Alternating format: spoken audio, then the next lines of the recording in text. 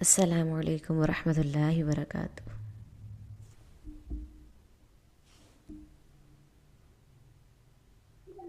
وعلیکم السلام ورحمۃ اللہ وبرکاتہ۔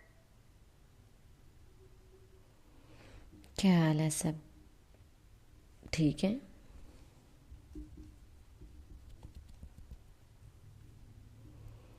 جی الحمدللہ باجی، آپ کیسی ہیں؟ الحمدللہ وعلیکم السلام۔ الحمدللہ، آپ کیسی ہیں؟ الحمدللہ الحمدللہ۔ آج کلاس کا ٹائم چینج ہوا ہے تو اسٹوڈنٹس جو ہیں لگتا ہے انہوں نے بھی میسیج نہیں دیکھا، کافی اسٹوڈنٹس جو ہیں وہ غائب ہیں۔ چلے ہم شروع کرتے ہیں۔ کل ہم نے سورۃ کوثر کا انٹروڈکشن جو ہے وہ فرسٹ لیکچر پہ سورۃ کوثر کا انٹروڈکشن تھا۔ آج ہم دیکھیں گے کہ سورۃ کوثر میں کیا چیز بیان کی جا رہی ہے، کوثر کا معنی مفہوم کیا ہے۔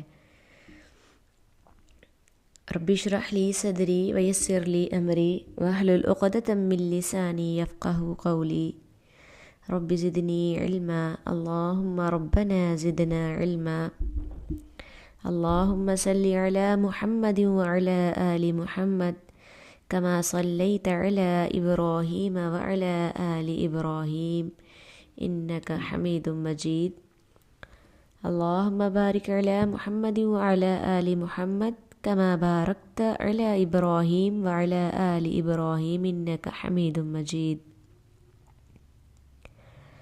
اللہ تعالیٰ سے دعا ہے کہ اللہ تعالیٰ ہمارے علم میں، عمل میں، زندگی میں برکت عطا فرمائے، اور جب بھی ہمیں موت آئے تو ہماری زبان پر کلمہ حق لا الہ الا اللہ نصیب فرمائے، آمین۔ اعوذ باللہ العظیم من الشیطان الرجیم، بسم اللہ الرحمن الرحیم۔ انا اعطیناک الکوثر فصل لربک وانحر ان شانئک هو الابتر۔ انا اعطیناک الکوثر، اے نبی صلی اللہ علیہ وسلم بے شک ہم نے آپ کو خیر کثیر عطا فرمائی ہے۔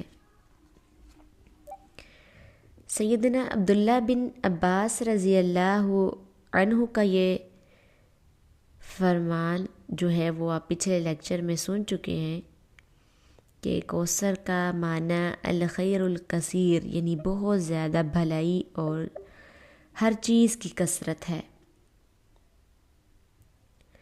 حقیقت یہ ہے کہ اللہ تعالیٰ نے رسول اللہ صلی اللہ علیہ وسلم کو ہر چیز ہی وافر اور اعلیٰ عطا فرمائی ہے، جیسے کہ آپ صلی اللہ علیہ وسلم کی سیرت اعلیٰ، صورت اعلیٰ، کردار اعلیٰ، عادات اعلیٰ، خیالات، نظریات، آپ کی ذات، بات، عبادت۔ جی صحیح آواز نہیں آ رہی۔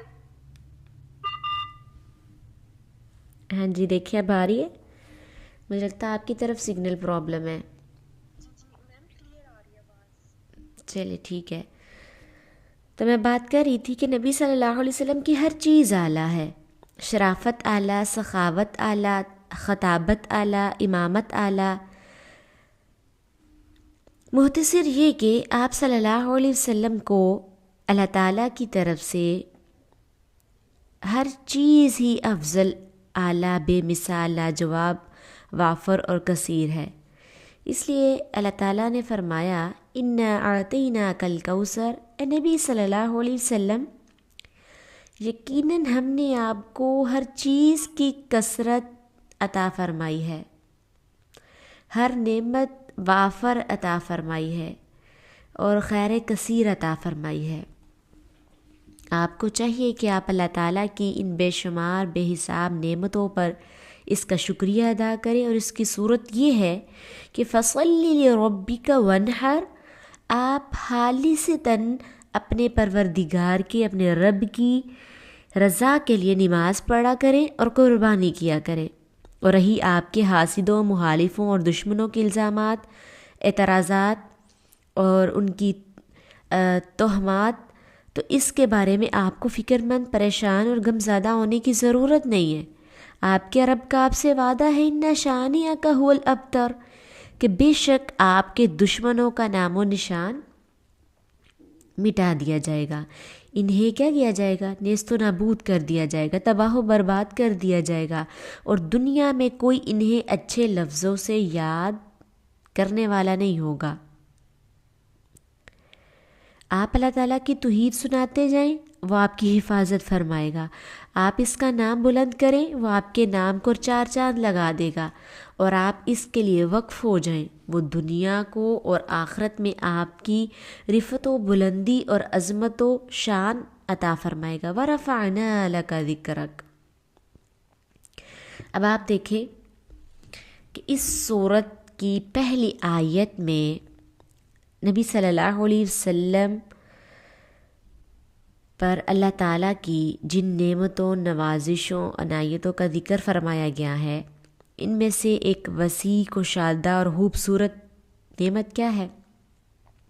جنتی نہر ہے، جو آپ صلی اللہ علیہ وسلم کو عطا فرمائی جائے گی، جیسا کہ حضرت انس رضی اللہ عنہ بیان کرتے کہ رسول اللہ صلی اللہ علیہ وسلم نے فرمایا کہ معراج کی رات جب مجھے آسمان پر لے جایا گیا تو دیگر مشاہدات کے علاوہ جنت کی سیر بھی کروائی گئی۔ جنت کی سیر و سیاحت کے دوران اتیت علی نہر، میرا گزر ایک ایسی نہر سے ہوا کہ حافاتہ کباب اللؤلؤ مجوف، کہ اس کے دونوں کناروں پر اندر سے خالی موتیوں کے خیمے لگے ہوئے تھے۔ یہ ہوش کن منظر دیکھ کر میں نے جبرائیل علیہ السلام سے دریافت کیا کہ ما ھذا یا جبریل، کیا جبریل یہ کیا ہے؟ انہوں نے فرمایا ھذا الکوثر، یہ وہ کوثر ہے، الذی اعطاک ربک، جو آپ کے رب نے آپ کو عطا فرما دی ہے۔ پھر نبی صلی اللہ علیہ وسلم کہتے ہیں میں نے اسے بغور دیکھا تو فَإِذَا طِيبُهُ مِسْک اظفر، کہ اس کے پانی کی خوشبو مشک جیسی تھی۔ تو اسی طرح سیدہ عائشہ رضی اللہ عنہا کا فرمان ہے کہ میں نے رسول اللہ صلی اللہ علیہ وسلم سے سورۃ الکوثر کی پہلی آیت اِنَّا أَعْطَيْنَاكَ الْكَوْثَرَ کے بارے میں پوچھا تو آپ نے فرمایا کہ کوثر سے مراد وہ نہر ہے جو آپ کے نبی صلی اللہ علیہ وسلم کو عطا فرمائی گئی ہے، اس کے دونوں کنارے ہولدار موتیوں سے بنائے گئے ہیں۔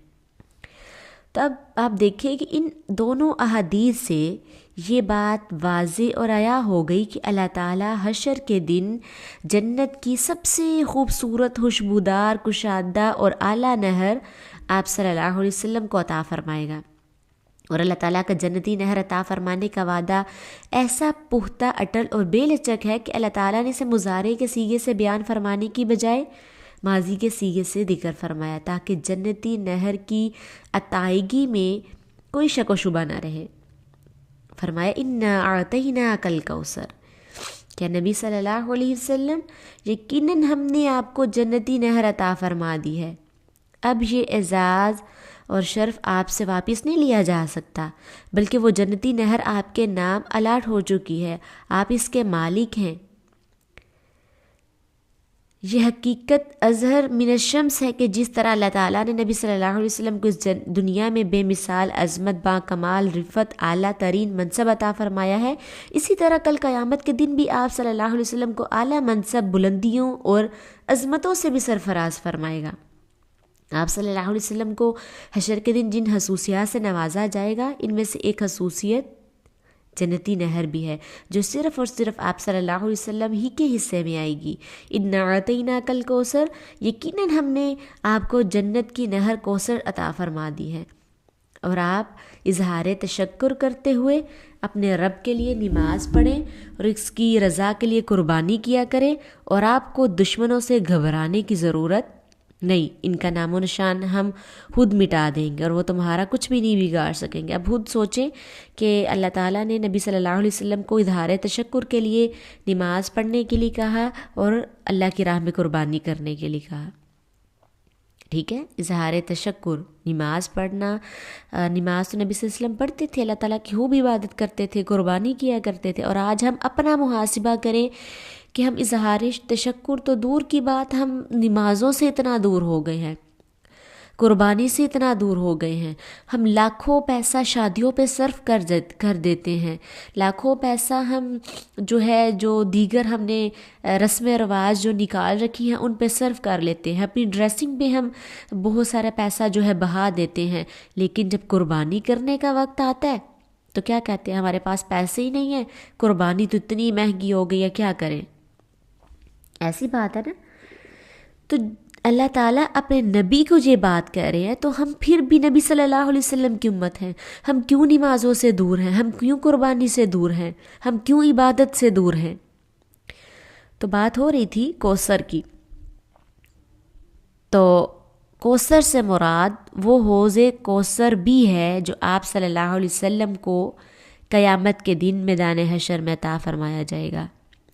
میدان حشر میں لوگ گرمی کی شدت، تپش اور پیاس کی وجہ سے سخت نڈال، انتہائی بے بس اور لاچار ہوں گے. ہر طرف سے العطش العطش، ہائے پیاس کی آوازیں بلند ہو رہی ہوں گی.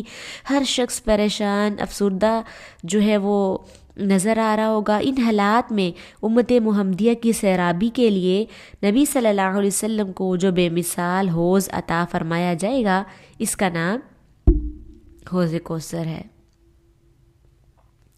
تو آپ صلی اللہ علیہ وسلم کے پیروکار اس حوض پر آپ کی خدمت میں حاضر ہوتے جائیں گے. آپ انہیں حوض کوثر کا میٹھا، ٹھنڈا، خوشبودار پانی پلاتے جائیں گے.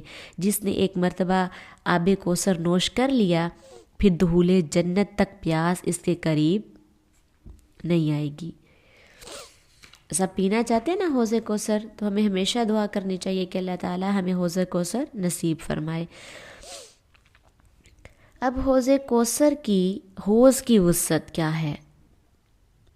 میدان محشر میں جو حوض کوثر امت کی سیرابی کے لیے رسول اللہ صلی اللہ علیہ وسلم کو عطا فرمایا جائے گا، اس کی وسعت، کشادگی، اس کا طول عرض کو رسول اللہ صلی اللہ علیہ وسلم نے بذات خود بیان فرمایا ہے. اور اس کی فراہی کو بیان فرمانے کے لیے مختلف مقامات پر، مختلف مواقع پر مخاطب کے علم اور اس کی معلومات اور ذہنی سطح کے مطابق الفاظ کا استعمال فرمایا.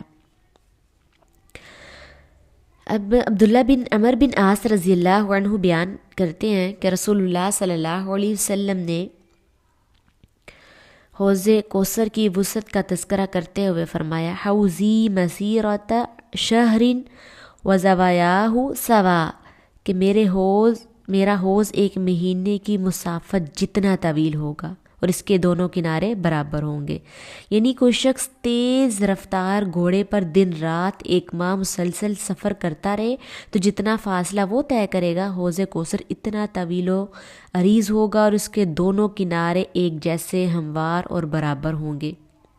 تو اللہ تعالیٰ ہماری قسمت میں فرمائے، آمین. اسی طرح حضرت عمر بن خطاب رضی اللہ عنہ کے صاحبزادے جناب عبداللہ رضی اللہ عنہ رسول اللہ صلی اللہ علیہ وسلم کا فرمان بیان کرتے ہیں کہ آپ نے حوض کوثر کے بارے میں فرمایا: امامکم حوضی کما بین جرباء و ازرح، کہ قیامت کے دن میرا حوض تمہارے سامنے ہوگا اور اس کی لمبائی اتنی ہے جتنا جربا اور ازرح کے درمیان فاصلہ ہے. حدیث کے جو شارح ہیں وہ بیان کرتے ہیں جربا اور ازہر شام یعنی ملک شام کے 2 گاؤں ہیں. آپ صلی اللہ علیہ وسلم نے مخاطب کی معلومات کا لحاظ فرماتے ہوئے حوض کوثر کی وسعت کو ان 2 گاؤں کے درمیانی فاصلے سے تشبیہ دے کر بات اس کے ذہن نشین کروائی کہ ان 2 بستیوں کے درمیان جتنی مسافت ہے حوض کوثر کی.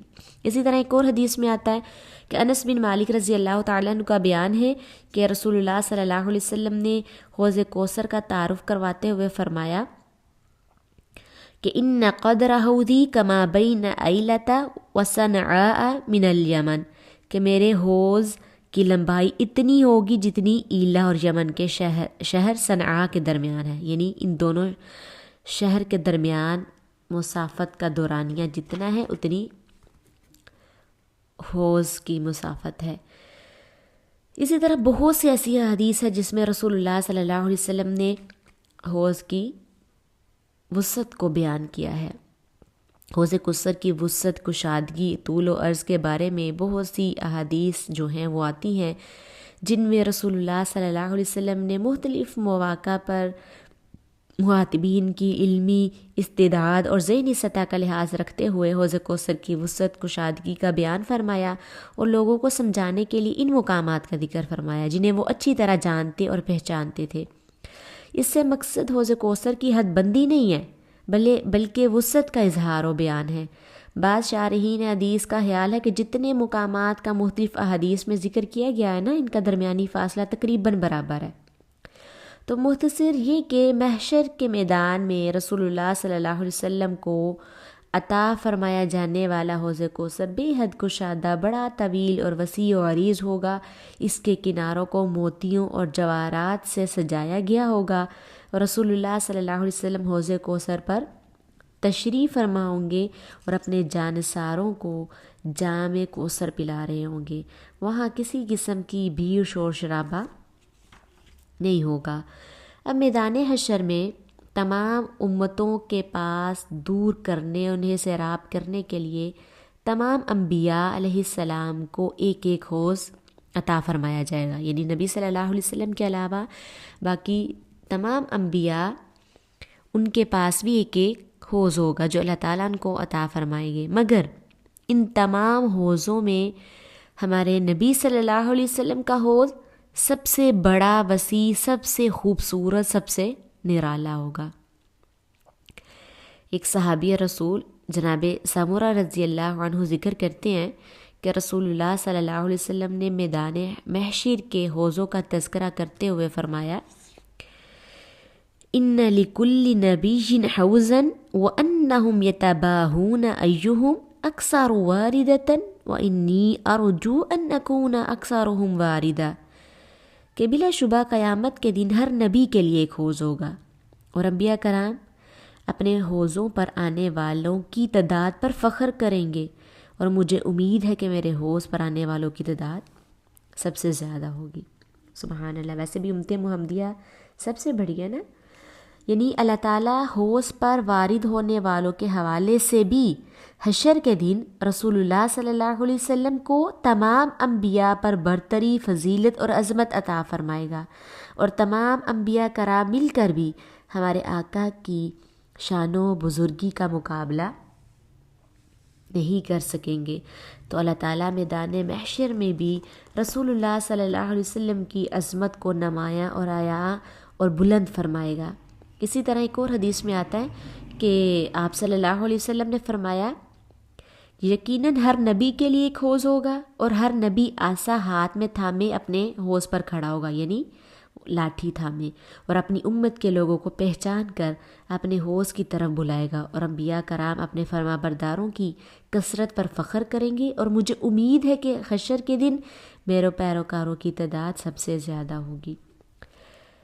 اسی طرح ابو سعید رضی اللہ عنہ سے مرفوعاً روایت ہے کہ ہر نبی اپنی امت کو بلائے گا اور ہر نبی کا ایک حوض ہوگا۔ بعض انبیاء کے حوضوں پر بڑی بڑی جماعتیں حاضر ہوں گی، کچھ انبیاء کے حوضوں پر چھوٹی چھوٹی ٹولیاں وارد ہوں گی، بعض انبیاء کے حوضوں پر آنے والا صرف ایک آدمی ہوگا اور بعض کے پاس صرف 2 آدمی حاضری دیں گے، اور کچھ انبیاء کرام کے حوضوں پر ایک آدمی بھی وارد نہیں ہوگا۔ آپ صلی اللہ علیہ وسلم نے فرمایا، قیامت کے دن میرے فرما برداروں کی تعداد سب سے زیادہ ہوگی۔ تو نبی صلی اللہ علیہ وسلم کے اسی اعزاز، شرف، سعادت اور خصوصیت کا تذکرہ کرتے ہوئے اللہ تعالیٰ نے فرمایا، انا اعطیناک الکوثر، اے نبی صلی اللہ علیہ وسلم ہم نے آپ کو حوض کوثر عطا فرمایا ہے۔ وہ حوض تمام انبیاء کے حوضوں سے بہتر، برتر، اعلیٰ تر اور بے مثل و مثال ہے۔ اب آپ دیکھیں کہ حوض کوثر کا نقشہ کیسا ہے۔ اب ہم نے کوئی چیز ایسی دیکھی ہو تو ہم اس کا نقشہ بیان کرتے ہیں نا کہ فلاں کی خوبصورتی ایسی ہے، اس کی آنکھیں موٹی موٹی ہیں، رنگ جو ہے اس کا بہت وائٹ ہے، یا کسی کا گھر دیکھا ہو ہم نے تو اس کی خوبصورتی بیان کرتے ہیں، تو جس کے سامنے بیان کی جا رہی ہو تو بالکل اس کے سامنے، آنکھوں کے سامنے ویسا نقشہ آ جاتا ہے، آتا ہے نا ایسے۔ تو ہم جو ہے آج حوض کوثر کا نقشہ جو ہے وہ کھینچتے ہیں، محسوس کرتے ہیں کیا ہے۔ تو میدان محشر میں رسول اللہ صلی اللہ علیہ وسلم کو عطا فرمایا جانے والا حوض کوثر جس طرح اپنی وسعت کشادگی اپنی طول و عرض میں بے مثل و مثال ہوگا، اسی طرح پانی کی مٹھاس، ٹھنڈک، خوشبو، مہک، آب حوروں کی کثرت و نفاست کے اعتبار سے بھی با کمال اور لاجواب ہوگا۔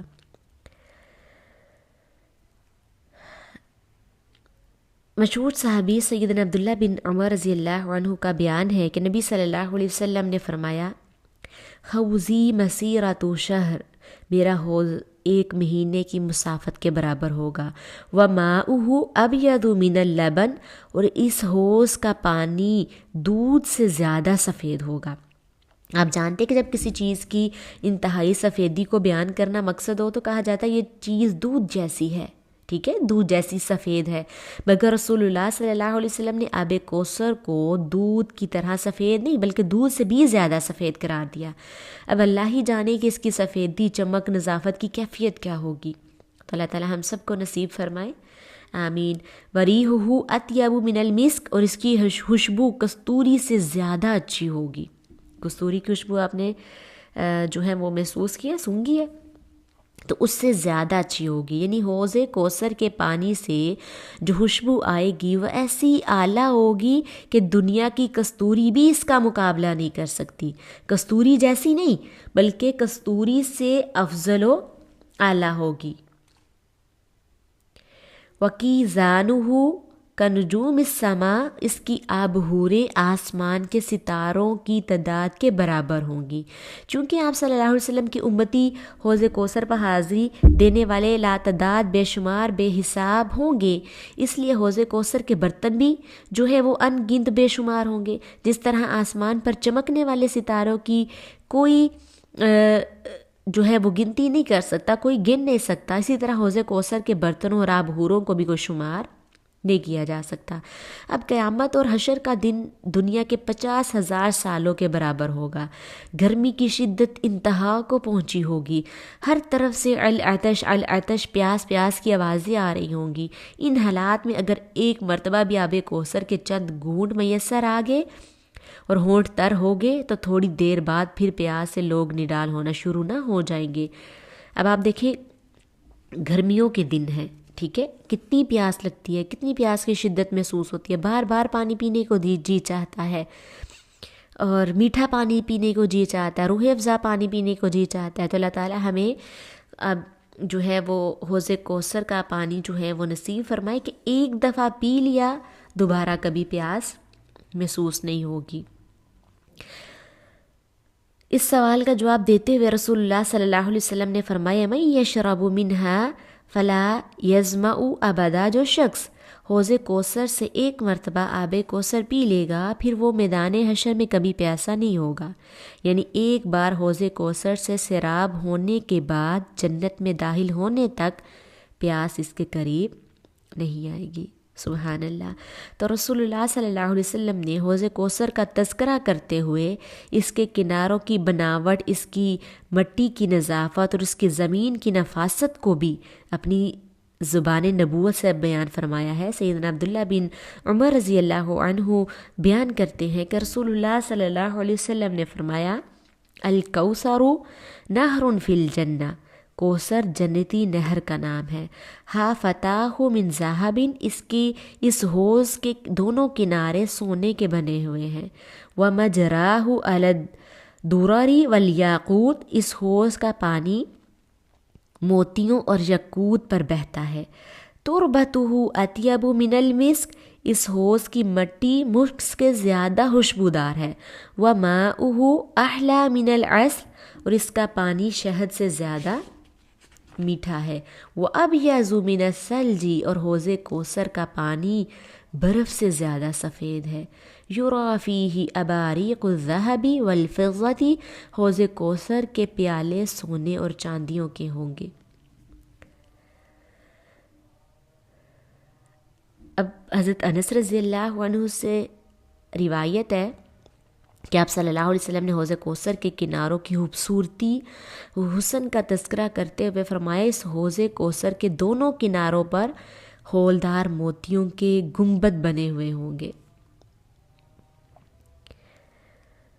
تو اللہ تعالیٰ کیا فرماتے ہیں، اِنَّا أَعْطَيْنَاكَ الْكَوْثَرَ، اے نبی صلی اللہ علیہ وسلم ہم نے آپ کو حوض کوثر عطا فرمایا۔ میری اس عظیم نعمت اور احسان پر میرا شکر ادا کرنے کے لیے نمازیں پڑھیں، قربانی دیں، اپنے مخالفوں کی شرارتوں سے پریشان نہ ہوں، غم نہ کریں، ان کے ساتھ میں خود نہیں بڑھ لوں گا، ان شانیہ کا هو الابتر۔ اب آپ دیکھیں حوض کوثر پر استقبال کیسے ہوگا۔ حشر آج کے دور میں ہم اپنا کتنا اچھے طریقے سے استقبال کروانا چاہتے ہیں، ہمارا دل کرتا ہے ہر کوئی ہمارا استقبال کرے۔ حشر اور قیامت کے دن جب لوگ پریشان ہوں گے، غمزدہ ہوں گے، تو اہل ایمان، مومنین، کاملین، مخلصین اور فرما برداروں، اطاعت گزاروں کے استقبال کے لیے اللہ تعالیٰ کے آخری پیغمبر نبی صلی اللہ علیہ وسلم حوض کوثر پر پہلے تشریف فرما اور موجود ہوں گے۔ سیدنا عبداللہ بن مسعود کا بیان ہے کہ رسول اللہ صلی اللہ علیہ وسلم نے حوض کوثر پر اپنی موجودگی کا ذکر کرتے ہوئے فرمایا، انا فارتکم علی الحوض، جو ہی تم میدان محشر میں حاضر ہوگے تو میں تم سے پہلے تمہارے استقبال کے لیے حوض کوثر پر موجود ہوں گا۔ تو حدیث مبارکہ میں اس بات کی وضاحت ہے کہ رسول اللہ صلی اللہ علیہ وسلم کا بابرکت ممبر حوض کوثر پر رکھا جائے گا اور آپ صلی اللہ علیہ وسلم اس ممبر پر جلوہ افروز ہوں گے۔ اسی طرح ابو ہریرہ رضی اللہ عنہ کا بیان ہے کہ رسول اللہ صلی اللہ علیہ وسلم نے فرمایا، ما بین بیتی و ممبری روضۃ من الریاض الجنہ و ممبری علی حوضی، میرے گھر اور میرے ممبر کا درمیانی حصہ جنت کے باغوں میں سے ایک باغ بنا دیا ہے، اور میدان محشر میں میرا ممبر میرے حوض کوثر پر ہوگا۔ تو آپ ذرا تصور فرمائیں وہ کیسا سہانا منظر ہوگا کہ امت محمدیہ کے لوگ قبروں سے نکل کر میدان محشر کی طرف رواں دواں ہوں گے، دلوں میں خوف، طبیعتوں میں گھبراہٹ، حساب کا ڈر، دربار الہی میں حاضری کا یقین، جنت کی امید اور جہنم کا اندیشہ۔ انہی خیالات میں تمام لوگ ایک نشان کی طرف بھاگے جا رہے ہوں گے کہ اچانک سامنے حوض کوثر نظر آ جائے گا، اور حوض کوثر پر نظر پڑتے ہی رسول اللہ صلی اللہ علیہ وسلم کے چہرے کی زیارت ہوگی، اور اللہ کے پاک نبی انتہائی شفقت محبت سے اعلان فرما رہے ہوں گے، میری امتیوں گھبراؤ مت، پریشان نہ ہو، کیونکہ میں تمہارے استقبال، تمہاری سیرابی کے لیے پہلے سے حوض کوثر پر موجود ہوں۔ انا فارتکم علی الحوضی، میرے ہوتے ہوئے تمہیں فکر مندی کی کیا ضرورت ہے؟ یہ لو آب کوثر سے بڑے ہوئے چاندی اور سونے کے پیالے لبوں سے لگاتے جاؤ، پیاس بجھاتے جاؤ اور باب جنت کی طرف جاتے جاؤ۔ جب تک تم جنت میں داخل نہیں ہو جاؤ گے، آب کوثر کی برکت سے تمہیں پیاس محسوس نہیں ہوگی۔ اللہ تعالی ہمیں ایسے خوش نصیبوں میں شامل فرمائے۔ اب آپ دیکھیں وہ کون سے لوگ ہیں جن کو یہ جو آب کوثر ہے وہ مہیا نہیں ہوگا۔ اچھا، اس سے پہلے مجھے ایک بات یاد آئی کہ حوض کوثر میں آپ کے ساتھی کون لوگ ہوں گے۔ حوض کوثر پر وارد ہونے والوں، حاضری دینے والوں اور رسول اللہ صلی اللہ علیہ وسلم سے جام کوثر پینے والوں کا ذکر خیر شروع ہوا تو یہ بات مجھے یاد آئی کہ نبی صلی اللہ علیہ وسلم کے ساتھی حضرت ابو بکر صدیق بھی ہوں گے۔ جیسے اگر نبی صلی اللہ علیہ وسلم سفر پر ہیں تو ابو بکر بھی سفر پر، نبی صلی اللہ علیہ وسلم غار ثور میں ہے تو ابو بکر بھی غار ثور میں ہے، نبی صلی اللہ علیہ وسلم خیمہ معبد میں تھے تو ابو بکر بھی وہیں ہیں، یعنی جہاں جہاں نبی صلی اللہ علیہ وسلم دنیا میں رہے ابو بکر آپ کے ساتھ رہے۔ تو رسول اللہ صلی اللہ علیہ وسلم نے سیدنا ابو بکر صدیق سے فرمایا، اے ابو بکر انت صاحبی فی الغار و صاحبی علی الحوض، تم غار ثور میں میرے ساتھی تھے اور میرے حوض کوثر پر بھی میرے ساتھی ہی ہوگے۔ بعض تفسیری روایات میں ہے کہ میدان محشر میں حوض کوثر کے چاروں کناروں پر یعنی چاروں کونوں پہ رسول اللہ صلی اللہ علیہ وسلم کے چاروں خلفاء سیدنا ابو بکر صدیق، عمر رضی اللہ عنہ، سیدنا عثمان بن عفان اور سیدنا علی مرتضیٰ تشریف ہوں گے۔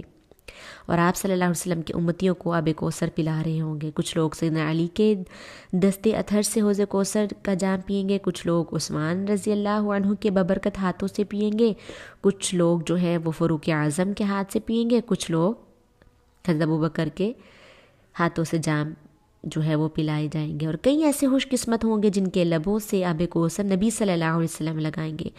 تو اللہ تعالیٰ سے دعا ہے کہ اللہ تعالیٰ ہمیں ایسے نیک بختوں میں شامل فرمائے. تو اچھا، وہ لوگ کون ہیں جو میدان محشر میں جن کو حوض کوثر نصیب نہیں ہوگا؟ سب سے پہلے تو وہ مشرک لوگ ہیں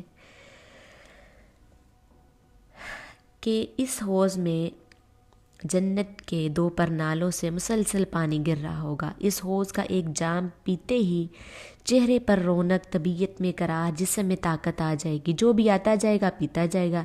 جسے ایک گھونٹ بھی نصیب ہو گیا وہ دخول جنت تک پیاسا نہ ہوگا. مگر 4 قسم کے لوگ ایسے ہوں گے جنہیں حوض کوثر سے دھتکار دیا جائے گا، تالاب سے دور ہٹا دیا جائے گا، آب کوثر سے محروم کر دیا جائے گا، بلکہ وہاں سے دھکے دے کر نکال دیا جائے گا.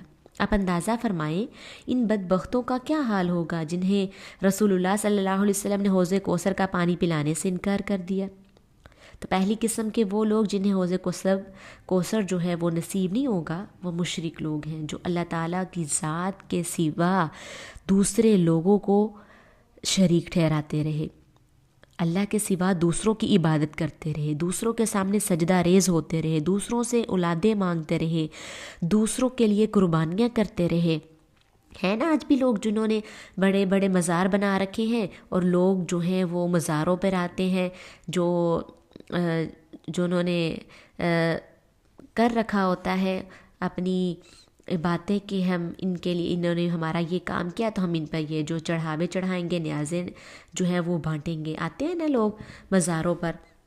تو ایسے لوگ، ان کو حوض کوثر نصیب نہیں ہوگا. جو اللہ تعالیٰ کی ذات، صفات، اختیارات میں کسی دوسرے کو ساجی، حصہ دار، شریک جاننے کا نام شرک ہے، اور یہ ناقابل معافی جرم ہے، کبیرہ گناہ ہے اور ظلم عظیم ہے. قرآن مجید کی سینکڑوں آیات میں شرک کی مذمت اور تردید کی گئی ہے. اسی طرح سورۃ النساء آیت نمبر 48 میں آتا ہے نا، ان اللہ لا یغفر ان یشرک بہ ویغفر ما دون ذلک لمن یشاء ومن یشرک باللہ فقد افتری اثما عظیما، کہ اگر اللہ تعالیٰ کے ساتھ کسی کو شریک کیا جائے تو یہ گناہ وہ کبھی معاف نہیں کرے گا، اور اس کے علاوہ جو گناہ ہے وہ جسے چاہتا ہے معاف بھی فرما دیتا ہے، اور جس نے اللہ تعالیٰ کے ساتھ کسی کو شریک بنایا اس نے بہتان باندھا، اور یہ بہت بڑا گناہ ہے. یعنی اگر کوئی آدمی شرک کی حالت میں توبہ کیے بغیر فوت ہو جائے تو اس کی معافی کی کوئی صورت نہیں. ہاں، اگر دنیاوی زندگی میں شرک سے توبہ کر لے، عقیدہ توحید اختیار کر لے، فرما بردار بن جائے تو اللہ تعالیٰ بخشنے والا مہربان ہے. اسی طرح سورۃ مائدہ آیت نمبر 72 میں اللہ تعالیٰ فرماتے ہیں، اِنَّهُ مَن يُشْرِكْ بِاللَّهِ فَقَدْ حَرَّمَ اللَّهُ عَلَيْهِ الْجَنَّةَ وَمَأْوَاهُ النَّارُ وَمَا لِلظَّالِمِينَ مِنْ أَنصَارٍ. بے شک جو شخص اللہ تعالیٰ کے ساتھ شرک کرتا ہے تو یقیناً اللہ تعالیٰ نے اس پر جنت کو حرام کر دیا، اور اس کا ٹھکانہ دوزخ کی آگ ہے، اور حشر کے دن ظالموں کا کوئی مددگار نہیں ہوگا. تو حوض کوثر ایک جنتی مشروب ہے. جنتی نعمت مشرک کے لیے حرام ہے، اور اس کا وہاں داخلہ قطعی ممنوع ہے. لہٰذا اس امر میں قطعاً شک و شبہ نہیں ہے کہ کوئی گنجائش نہیں کہ مشرک آدمی حوض کوثر کے مشروب سے محروم رہے گا. حشر کی سختیوں، تکلیفوں میں اس کا کوئی پرسان حال نہیں ہوگا. تو ٹٹولیں اپنے ضمیر کو، جائزہ لیجئے اپنے عقیدے کا، اور جھانکیے اپنے دل میں کہیں ہمارے اندر تو شرک کی نجاست اور غلاظت تو نہیں ہے. اگر دل و دماغ میں، قلب و ذہن میں شرک سے پاک اور محفوظ و مامون ہے تو اللہ تعالیٰ کا شکر ادا کیجئے اور حوض کوثر سے آب کوثر کی امید رکھیے. اگر خدا نخواستہ عقیدہ توحید میں کوئی کمزوری پائی جاتی ہے تو اسے دور فرمائیے. تو اچھا، تو دوسری قسم کے لوگ جنہیں حوض کوثر سے دور ہٹا دیا جائے گا، آپ کے ذہن میں ہے وہ کون لوگ ہیں؟ بدعتی لوگ ہیں. آج کل بدعتیں کتنی عام ہیں. ہم نے دین میں کتنی بدعتیں ایجاد کر دی ہیں. تو اصطلاح شریعت میں ہر وہ چیز جسے قرب الہی رسول ثواب کی غرض سے نبی صلی اللہ علیہ وسلم کے بعد ایجاد کیا گیا ہو اور اس پر صحابہ کرام کا کوئی عمل کوئی دلیل نہ ہو، اسے بدعت کہتے ہیں. دین اسلام میں بدعت کا جاری کرنا انتہائی سنگین جرم ہے. ام المومنین سیدہ عائشہ رضی اللہ عنہ کا بیان ہے کہ رسول اللہ صلی اللہ علیہ وسلم نے فرمایا من احدث فی امرنا ھذا ما لیس منہ فہو رد. جس شخص نے ہمارے اس دین میں کوئی نئی چیز ایجاد کی جو اس میں نہیں ہے تو اسے رد کر دیا جائے گا. تو آج ہم اپنا محاسبہ کریں کتنی بدعتیں ہم نے ایجاد کر دی ہیں. تو موضوع ہمارا بدعت کی مذمت نہیں ہے، جو ٹائم وہ ہے جو شارٹ ہے، بلکہ ہم صرف یہ گزارش کرنا میں چاہ رہی ہوں کہ بدعتی آدمی دنیا اور آخرت میں جو نقصانات اٹھاتا ہے ان میں سے ایک اہم نقصان یہ ہے کہ بدعت پر عمل کرنے والا حوض کوثر سے محروم کر دیا جائے گا، اسے حوض کوثر کبھی نصیب نہیں ہوگا. اب اس کے بعد تیسرا جو ہے گروہ کون ہوگا جس کو حوض کوثر نصیب نہیں ہوگا؟ بے نمازی. بے نمازی آج کے دور میں کتنی عام ہے. گھر میں ہے کوئی ایک فرد جو نماز پڑھتا ہو، باقی سارے کے سارے بے نمازی. اور آپ کو پتہ مسلمان اور کافر کے درمیان فرق کس چیز کا ہے؟ نماز کا. پھر بھی یہ جانتے بوجھتے ہوئے ہم نماز کو اگنور کر دیتے ہیں، نماز نہیں پڑھتے. تو آج ہم اپنی گریبان میں جان کے ہم اپنے دلوں میں تو خواہش لیے پھر رہے ہیں حوض کوثر کی، اور ہم نماز نہیں پڑھ رہے. تو اسلامی نظام عبادات میں نماز کو بنیادی اہمیت حاصل ہے. حقیقت یہ ہے کہ نماز تمام عبادات کا گلدستہ اور مجموعہ ہے. اس میں ثنا بھی ہے، دعا بھی ہے، نماز میں نیاز بھی ہے، فریاد بھی ہے، اس میں ابدیت کی انتہا بھی ہے، اللہ تعالیٰ کی رضا بھی ہے، نماز میں پیغام بھی ہے اور اسلام بھی ہے. اسلام کسی حالت میں بھی مسلمانوں کو نماز ترک کرنے کی اجازت نہیں دیتا. رسول اللہ صلی اللہ علیہ وسلم نے اپنی زبان نبوت سے بے نماز کو کافر قرار دیا. بے نماز کے جہنمی ہونے کی گواہی قرآن مجید میں موجود ہے.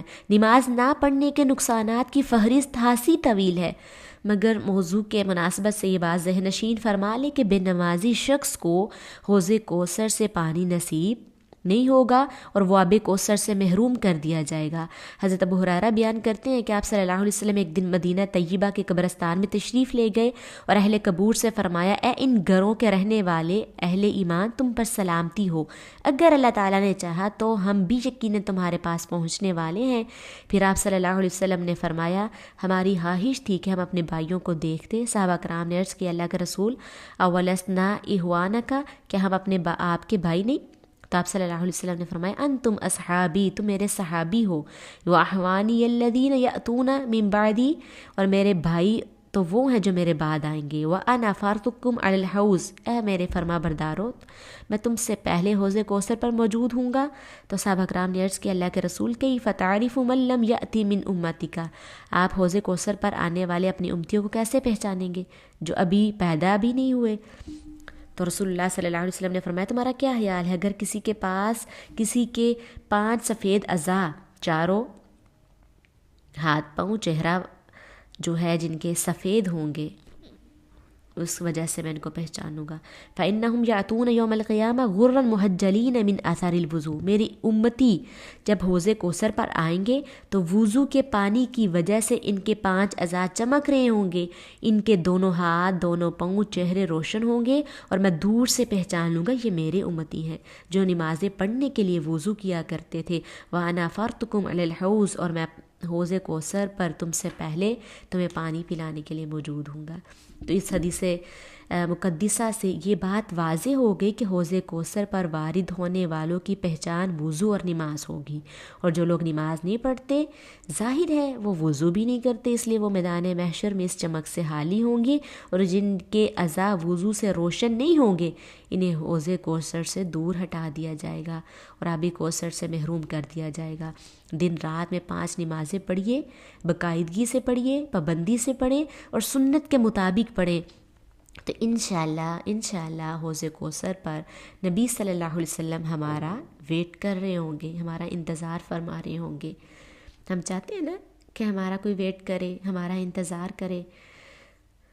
تو یہ اتنی بڑی اپرچونٹی ہے ہمارے پاس کہ ہم دنیا میں رہ کر یہ عمال کریں اور حوض کوثر جیسی عظیم نعمت جو ہے ہمیں نصیب فرمائی جائے گی، اور نبی صلی اللہ علیہ وسلم ہمارا حوض کوثر پر انتظار کر رہے ہوں گے۔ اور لاسٹ بات، صحابہ کرام کے مقدس جماعت کا دلی احترام ہر کلمہ گو کی ذمہ داری ہے، کیونکہ قرآن و حدیث کی تعلیمات انہی کے ذریعے ہم تک پہنچی ہے۔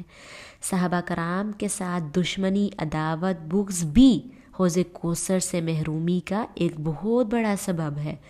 رسول اللہ صلی اللہ علیہ وسلم کا فرمان آپ سن چکے ہیں کہ آپ نے اپنے جو ہے یار غار سیدنا ابو بکر صدیق سے فرمایا انت صاحبی فی الغار و صاحبی الحوضی، کہ آپ غار سور میں میرے ساتھ تھے اور حوض کوثر پر بھی میرے ساتھ ہوں گے۔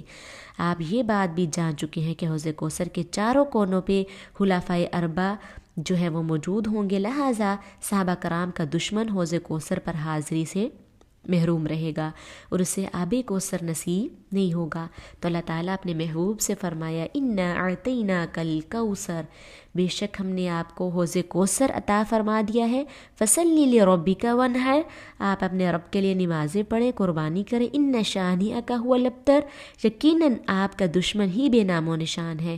تو اللہ تعالیٰ حشر کے دن، قیامت کے دن ہم سب کو نبی صلی اللہ علیہ وسلم کے بابرکت ہاتھوں سے حوض کوثر نصیب فرمائے، آمین۔ اللہ تعالیٰ ہم سب کو شرک سے محفوظ رکھے، بدعت سے محفوظ رکھے، اللہ تعالیٰ ہم سب کو نمازی بنا دے، اللہ تعالیٰ ہم سب کو نیکوکاروں میں شامل فرما دے، آمین۔ وآخر الدعوانا ان الحمد للہ رب العالمین۔ السلام علیکم ورحمۃ اللہ وبرکاتہ۔